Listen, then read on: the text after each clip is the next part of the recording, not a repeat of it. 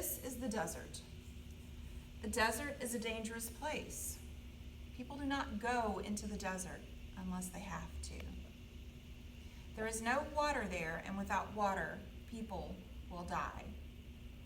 There is no food there, and without food, people will die. When the wind blows, it changes the shape of the desert.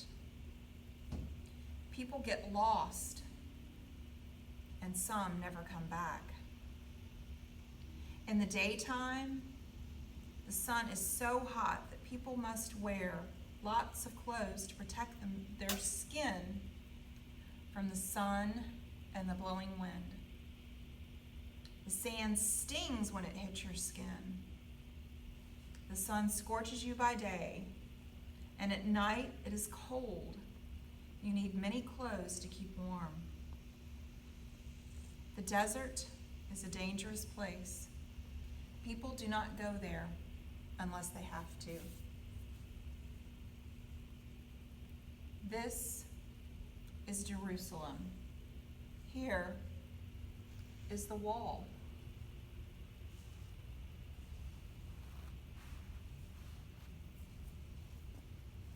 This was the city of David, the city of the people of God.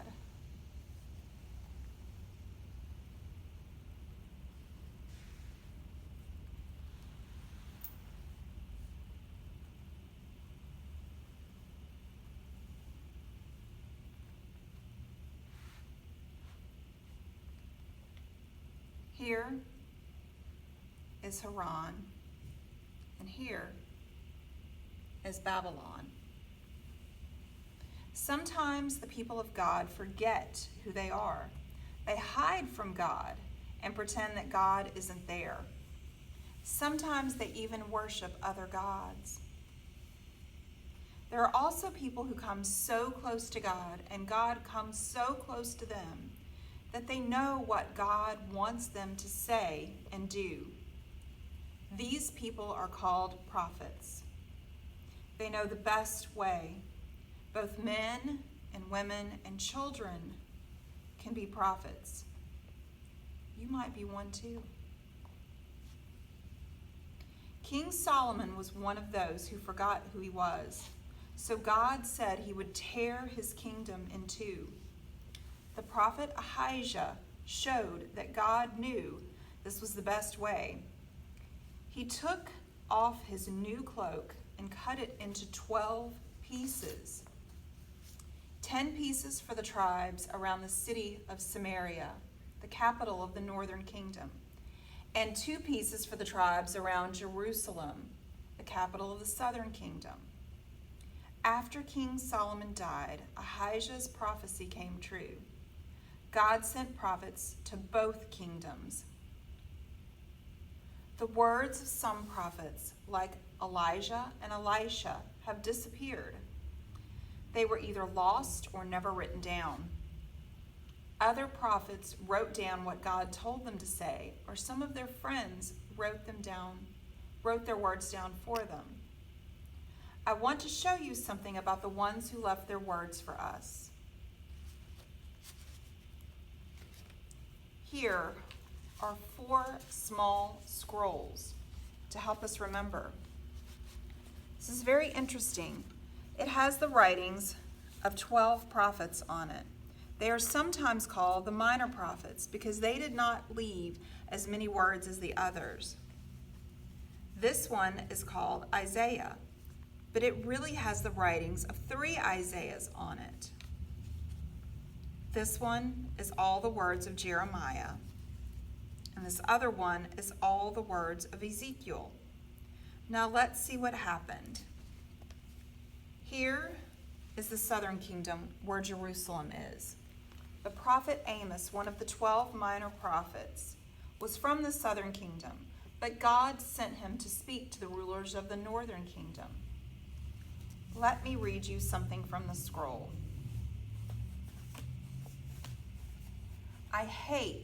I despise your feasts, and I take no delight in your solemn assemblies. Take away from me the noise of your songs. To the melody of your harps I will not listen. but let justice roll down like waters and righteousness like an ever-flowing stream. That's from Amos chapter 5, verse 21 and 23 through 24. Amos spoke for God to the priests and to the king. This is what all the prophets did. Now here are the names of all the prophets on that scroll: Hosea, Joel, Amos, Obadiah, Jonah, Micah, Nahum, Habakkuk, Zephaniah, Haggai, Zechariah, and Malachi. Some God sent to the northern kingdom, and some to the southern kingdom. I will put the scroll of the 12 between the two kingdoms to remind you. The first prophet, named Isaiah, who lived in Jerusalem, said that the kingdom would fall, but that a remnant, a few of the people, would be saved. But it was not the Assyrians, but the Babylonians who took the city, and they took many people away into exile. The second Isaiah must have been one of these people who was taken,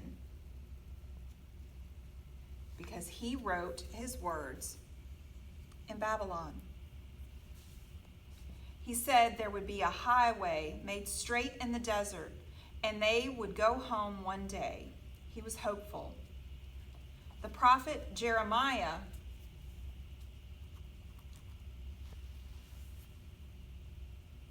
stayed in Jerusalem. He said that the city would fall, but that the people of Jerusalem would not understand what he was talking about. In time, even Jeremiah left. He and Baruch, his scribe, went to Egypt with some others to be safe. He was very sad. Ezekiel wrote in Babylon too. He was taken away with one of the first groups, even before Jerusalem was torn down. He was a prophet in his new home. He told the people in exile about Jerusalem and that it would be destroyed and that they would not go home soon. After Jerusalem was destroyed, he had visions of hope that they would go back home again. They would be like dry bones in a valley that put themselves back together again, turned into people, and walked to their old home in Jerusalem. The third Isaiah is one of the people who went back to Jerusalem.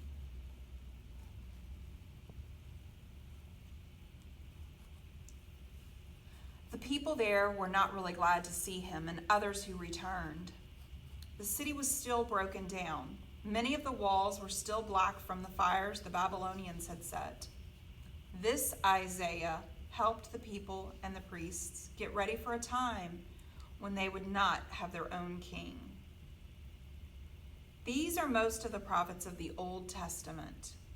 We know a lot about them because their words were written down a long time ago. Today, there are still prophets. They speak to the rulers, to the priests, the ministers, and the rabbis, and to the people. They still say and do what God wants them to do. They help us all know the best way to live and to die. Prophets come from all kinds of places and are all kinds of people, just like you. So some of you who are out there today may be or may become a prophet. Now, I wonder what you like best about the prophets. I wonder what's the most important about the prophets. I wonder if you know any prophets or if any prophets know you. I wonder if the prophets in the Bible are all the prophets we need.